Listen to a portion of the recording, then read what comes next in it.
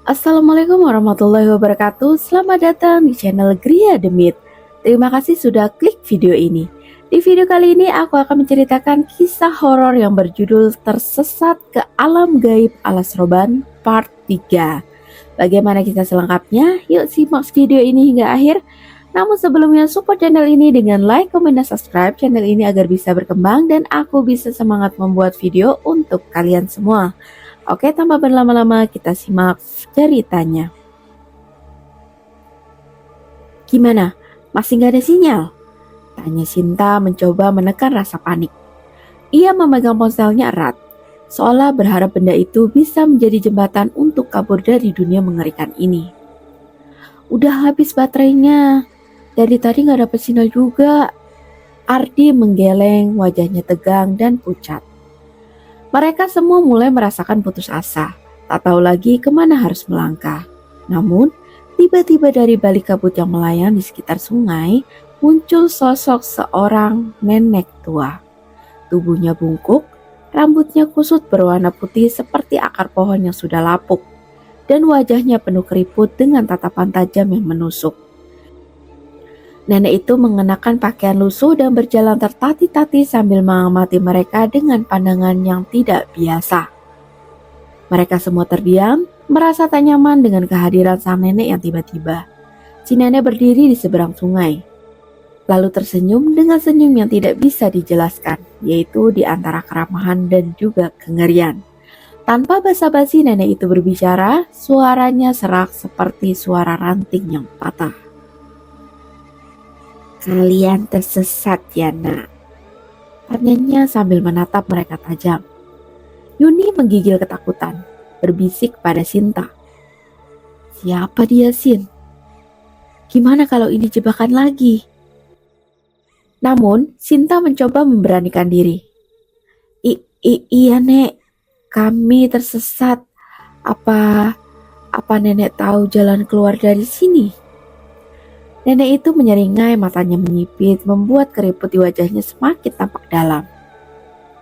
Tentu, tapi tidak gratis ya nak. Di dunia seperti ini selalu ada imbalan yang harus diberikan, katanya sambil tersenyum penuh arti. Mereka saling berpandangan, bingung dan takut. Namun, keinginan untuk keluar dari hutan ini lebih kuat daripada ketakutan mereka terhadap si nenek. Budi mengumpulkan keberaniannya, lalu bertanya, imbalannya apa, Nek? Nenek itu mengulurkan tangan keriputnya yang gemetar dengan kuku panjang yang mencong. Berikan apa yang paling berharga dari diri kalian. Itu saja. Mereka terdiam. Barang-barang yang mereka bawa memang tidak seberapa. Tapi di tengah situasi ini, itu adalah satu-satunya yang mereka miliki. Namun, tanpa banyak pilihan, mereka mulai menyerahkan barang-barang berharga yang ada pada mereka. Seperti ponsel, dompet, bahkan cincin dan gelang yang mereka pakai. Satu persatu benda itu diserahkan pada nenek yang mengamatinya dengan tatapan puas. Baik, gumam nenek itu sambil memandangi barang-barang mereka. Sekarang ikuti jalan ini. Ia menunjuk ke jalan setapak yang tiba-tiba tampak jelas di balik pohon-pohon besar di seberang sungai. Terima kasih, Nek. Ujar Ardi berharap ini bukan tipu daya lain. Nenek itu tidak menjawab, hanya menatap mereka dengan senyum misterius yang sulit diartikan. Mereka pun mulai mengikuti jalan setapak itu dengan langkah terburu-buru. Namun, saat mereka berjalan menjauh, Yuni menoleh ke belakang dan mendapati si nenek sudah lenyap. Rasa khawatir mulai muncul kembali. Namun, mereka terus melangkah, berharap jalan ini benar-benar membawa mereka keluar dari kegelapan. Di awal perjalanan, jalan setapak itu tampak membawa harapan. Di depan mereka, kabut mulai menipis, dan ada sedikit sinar yang menyelusup di antara pepohonan. Namun, semakin jauh mereka melangkah, suasana mulai berubah. Pohon-pohon yang tadinya biasa saja kini tampak lebih besar dan menyeramkan. Udara menjadi lebih berat dan bau anyir samar-samar mulai tercium. Kenapa rasanya makin gak enak ya? Gumam Budi sambil mengusap tengkuknya yang dingin. Tanpa mereka sadari, kabut tebal kembali menyelimuti mereka, lebih pekat dari sebelumnya. Suara-suara aneh mulai terdengar di sekeliling mereka, yaitu suara gemerisik daun yang tidak beraturan, seperti ada sesuatu yang mengintai dari balik pepohonan. Lalu, tiba-tiba terdengar suara langkah kaki yang berat dan lambat di belakang mereka. Mereka berhenti, saling berpandangan, wajah mereka penuh ketakutan. Jangan-jangan itu nenek yang tadi, bisik Yuni, suaranya gemetar. Saat mereka berbalik, pemandangan yang mengerikan muncul. Bukan si nenek yang mereka lihat, tetapi sosok-sosok besar dengan tubuh hitam pekat lebih tinggi dari pohon-pohon di sekitarnya. Makhluk itu memiliki mata merah yang menyala dalam gelap, menatap mereka tanpa berkedip. Sinta, itu apa? Pitik Ardi, wajahnya pucat pasi. Mereka semua mulai mundur, namun makhluk itu tetap mendekat dengan langkah lambat tapi pasti, seolah-olah menikmati ketakutan mereka. Setiap langkah yang mereka ambil untuk menjauh, makhluk itu semakin cepat mendekati mereka, membuat mereka terperangkap di tengah jalan setapak yang tak pernah berujung. Dalam kepanikan, mereka memutuskan berlari secepat mungkin. Namun, suasana semakin menyesakkan, kabut semakin tebal, membuat mereka sulit bernafas. Pohon-pohon di sekelilingnya seolah-olah hidup, merapatkan diri dan membatasi ruang gerak mereka. Beberapa dahan bahkan tampak seperti tangan-tangan kurus yang menjulur, mencoba meraih dan menahan mereka. Di tengah pelarian, suara tawa lirih terdengar, bergema di antara pepohonan. Tawa itu terdengar seperti milik si nenek yang tadi. Namun, kini suara lebih menyeramkan dan bergema, seolah berasal dari segala arah. Kalian tak akan pernah keluar dari sini. Suara itu berbisik di telinga mereka meski sang pemilik suara tidak tampak. Mereka semakin panik, langkah mereka kacau hingga tanpa sadar mereka sampai di tengah sebuah pohon besar dengan akar yang menjalar ke segala arah. Pohon itu tampak berbeda, lebih tua, lebih besar dan dipenuhi oleh ukiran aneh seperti wajah-wajah yang meringis dalam kesakitan. Di tengah pohon itu ada lubang gelap yang menganga, mengundang mereka untuk masuk. Tanpa sadar, tubuh mereka seolah ditarik oleh lubang gelap itu. Mereka ingin berbalik, namun kaki mereka seakan terpaku tak bisa digerakkan. Perlahan, mereka mulai terseret satu persatu ke dalam kegelapan pohon itu. Dalam bayangan terakhir yang mereka lihat, sosok nenek tadi tampak berdiri di kejauhan, menyeringai dengan tatapan yang dingin dan puas. Mereka menyadari satu hal yang mengerikan, yaitu nenek itu bukanlah pemandu jalan keluar, melainkan pengawal dunia gaib yang kini telah menjebak mereka dalam lingkaran tanpa henti. Di dalam lubang pohon itu hanya ada kegelapan yang dalam dan terasa dingin yang menusuk. Sementara suara tawa lirih si nenek terus bergema di sekitar mereka. Mereka hanya bisa berteriak. Namun suara mereka tertelan oleh kegelapan yang kini menelan seluruh keberadaan mereka.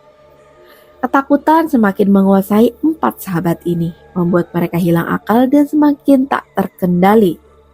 Yuni yang mulai kelelahan dan kalut tersandung akar besar dan jatuh tersungkur. Budi mencoba membantu, namun saat hendak membangunkannya, Yuni terdiam sejenak dengan pandangan kosong. Wajahnya mendadak pucat dan ia berbisik lirih. Ada yang bicara di telingaku. Wajah Yuni semakin pucat. Katanya, aku gak akan keluar dari sini. Bisiknya penuh ketakutan dan tak lama kemudian Yuni jatuh pingsan, membuat Budi semakin panik. Ia memanggil-manggil nama Yuni, berharap temannya ini hanya sekedar terkejut, namun Yuni tak merespon. Di sisi lain, Ardi yang berusaha mencari jalan tiba-tiba merasa langkahnya semakin berat. Ketika ia menunduk, ia terperanjat. Kakinya perlahan tenggelam dalam lumpur hitam pekat. Dengan nafas yang memburu, ia berusaha melepaskan kakinya. Namun lumpur itu seperti memiliki kekuatan yang menariknya semakin dalam. Ardi! Sinta berteriak, berusaha menariknya keluar. Namun saat ia menarik Ardi, tatapan Ardi tertuju pada sosok lain yang berdiri tak jauh di depannya. Sosok menyerupai dirinya sendiri, dengan wajah pucat dan mata kosong yang menatap lurus ke arahnya.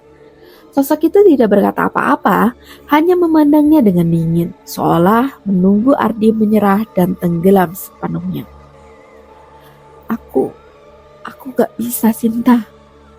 Ardi berbisik ketakutan, merasakan lumpur itu kini hampir mencapai dadanya. Sinta berusaha sekuat tenaga, namun perlahan-lahan ia juga mulai kehilangan tenaga dan semangat. Tubuhnya menggigil seakan kegelapan di hutan ini menghisap ke seluruh keberaniannya. Perasaan ketakutan menguasai dirinya dan untuk pertama kalinya ia merasa tak ada harapan untuk keluar.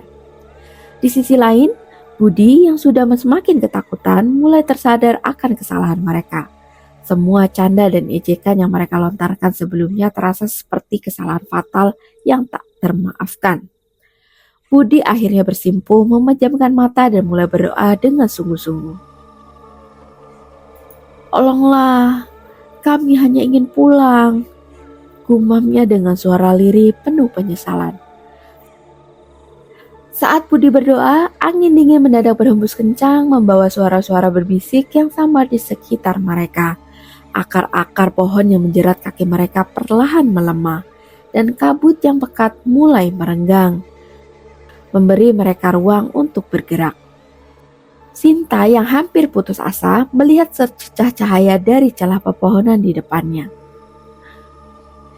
Budi, lihat itu!" teriak Sinta menuju ke arah cahaya yang samar-samar menerangi jalan. Dengan segenap tenaga, mereka yang masih tersisa menarik Yuni dan Ardi yang lemas, berlari menuju cahaya tersebut. Tawa-tawa seram dan bisikan-bisikan menakutkan masih terdengar, seolah mencoba menarik mereka kembali ke dalam kegelapan. Namun dengan tekad kuat dan doa yang terus dipanjatkan, mereka akhirnya mencapai titik terang itu. Berharap itu adalah jalan keluar dari dunia gaib yang menyeramkan ini. Di tengah pelarian mereka menuju cahaya samar di balik pepohonan, keempat sahabat itu merasa bahwa mereka akhirnya mendekati jalan keluar. Namun, tiba-tiba suara langkah pelan namun berat bergema di sekitar mereka. Dan dari kabut yang mulai menipis, sosok nenek tua dengan wajah keriput dan tatapan tajam kembali muncul di hadapan mereka. Berdiri dengan senyum dingin yang menyiratkan rahasia gelap. "Kalian masih mau keluar dari sini?" Suara nenek itu serak, terdengar jelas meski angin berhembus kencang.